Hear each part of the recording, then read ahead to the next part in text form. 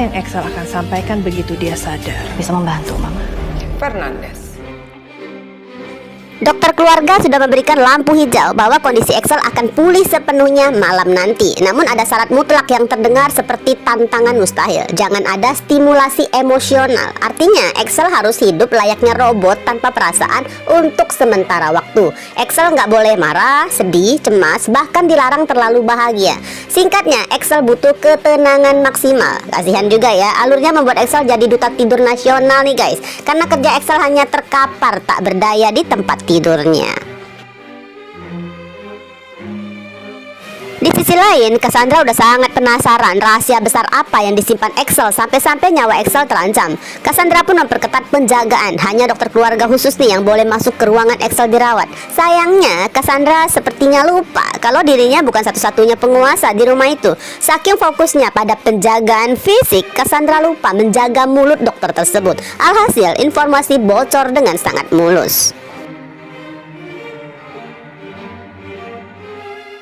Albert si pelayan setia langsung berhasil mendapatkan kabar pemulihan kondisi Excel nanti malam dan Albert langsung melaporkannya pada Dominic. Tanpa buang waktu, Dominic langsung memerintahkan pada Blade untuk membungkam Excel demi menutupin keberadaan Daniel. Ya meskipun hati nurani Blade meronta, Blade nggak bisa berkutik di depan Nyonya Tua. Blade sempat mencoba beralasan soal ketatnya penjagaan dari Cassandra. Tapi Dominic punya rencana yang jauh lebih licik. Kali ini Blade hanya bisa patuh tanpa bantahan.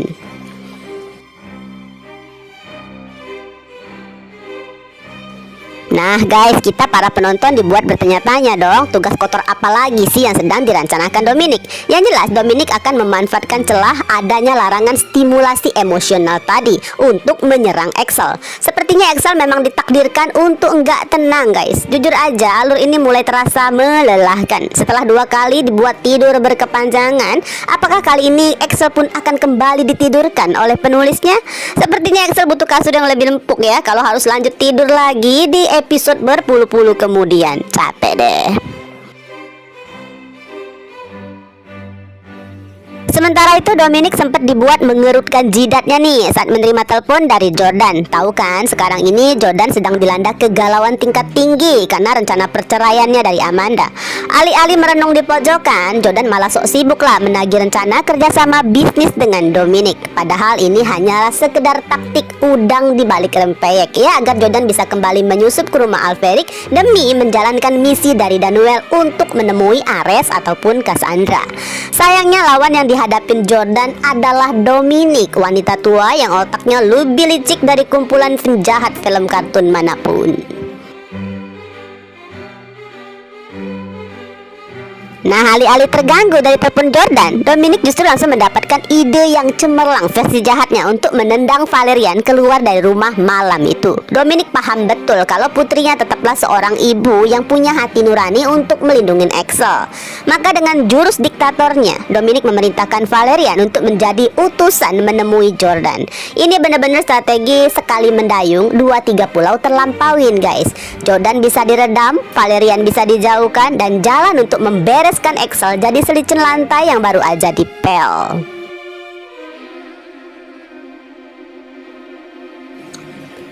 Valerian yang sudah hafal luar kepala ya dengan isi otak mamanya hanya bisa pasrah. Valerian sadar betul bahwa ini adalah taktik untuk menjauhkannya dari sang putra. Namun apalah daya, Valerian adalah member tetap anak penurut klub yang gak berdaya melawan Tita sang ratu intrik. Meskipun harus pergi dengan berat hati nih guys, Valerian siap menjalankan tugas demi menjaga formalitas. Meskipun hatinya sangat cemas memikirkan apa yang akan terjadi di rumah selama dirinya gak ada.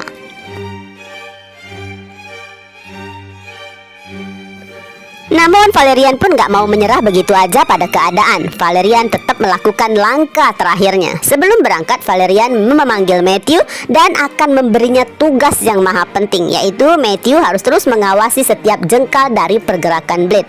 Matthew diperintahkan untuk gak hanya sekedar menonton, tapi wajib menghalangi apapun yang akan dilakukan Blade pada Excel nantinya.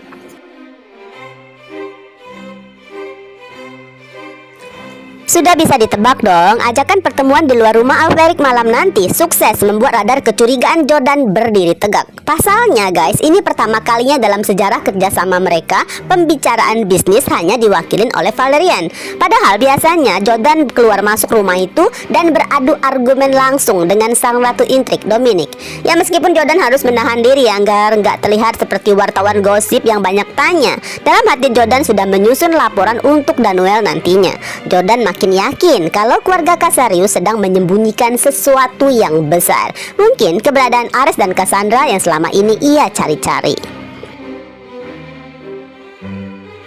Nah, disinilah ya kita para penonton mulai gatel banget untuk berspekulasi. Melihat Jordan yang sekarang ini kan sedang dalam proses menjadi duda keren, dan Valerian yang tetap tampil cantik paripurna meskipun sudah punya 3 anak dewasa, muncullah pertanyaan besar. Apakah penulis skenario sedang menyiapkan plot romantis tipis-tipis di antara mereka?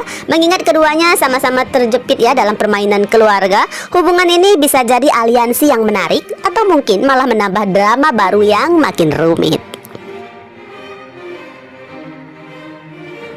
Beralih ke Blade nih, diam-diam masih di mode detektifnya. Blade butuh bukti konkret sebelum nekat mengambil keputusan yang bisa mengubah hidupnya 180 derajat. Blade sih terus mencium aroma busuk bahwa selama ini dirinya bukan sekedar bawahan, melainkan sandera yang digunakan Dominic untuk menekan Mr. F.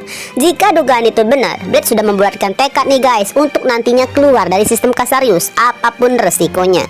Masalahnya rencana resign nekat ini semakin sulit karena kakaknya sendiri kini sudah masuk dalam genggaman Dominic. Benar-benar situasi yang membuat Blade terjepit di antara pengabdian dan pemberontakan. Ada yang lucu sekaligus miris nih guys melihat posisi Devon. Meskipun Devon adalah cucu bungsu keluarga Casarius yang terhormat, nyatanya Devon malah bisa disetir oleh Blade, seorang pelayan yang seharusnya diperintah oleh Devon. Devon tampaknya terlalu takut ya dengan ancaman Blade. Meskipun Devon sempat berakting gagah dengan teriak, marah dan mencoba membantah, pada akhirnya Devon tetap kalah dan setuju menjalankan perintah dari Blade. Seenggaknya Devon masih sedikit punya harga diri terakhir nih dengan memberikan syarat kalau nyalinya ciut di tengah jalan, Devon bakal mundur teratur. Tugas yang diberikan Blade pada Devon kali ini bagi Devon sih benar-benar di luar nalar. Devon harus berusaha menjadi sahabatnya Aquila dan Devon harus berinteraksi langsung dengan Rose alias Zara. Masalahnya Rose bagi Devon adalah sosok monster dari masa lalu.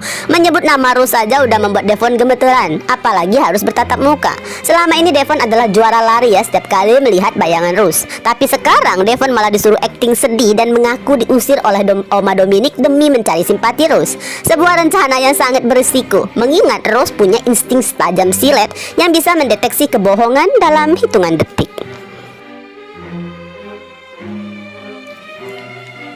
Jadi rencananya Devon harus pasang muka melas banget di depan Rose yang sangat dikenalnya. Penonton pasti udah bisa menebak adegan ini akan menjadi momen komedi yang canggung atau justru menjadi awal bencana baru bagi Devon. Akankah Rose masuk ke dalam perangkap sedih Devon? Ataukah justru Devon yang akan langsung pingsan saat Rose mulai menginterogasinya? Sepertinya insting kuat Rose akan membuat rencana akting diusir Oma ini menjadi bumerang ya, yang sangat memalukan bagi sang cucu bungsu.